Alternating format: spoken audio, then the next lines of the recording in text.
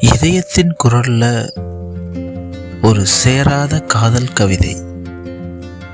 பல நாட்கள் கழித்து அவளை பார்த்தேன்.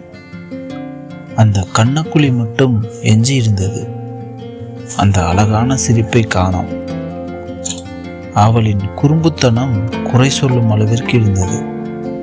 என்னை பார்த்ததும் கூனி குறுகி போனாள். அவள் என்னிடம் எதுவுமே பேசவில்லை. மாறாக அவளின் கண்கள் மட்டும் என்னிடம் பேசின. என்னை மன்னித்து விடு என்பதை போல். கவிதை எப்படி இருந்துச்சு உறவுகளை கமெண்ட்ல சொல்லுங்க. அடுத்த கவிதையில் சந்திப்போம்.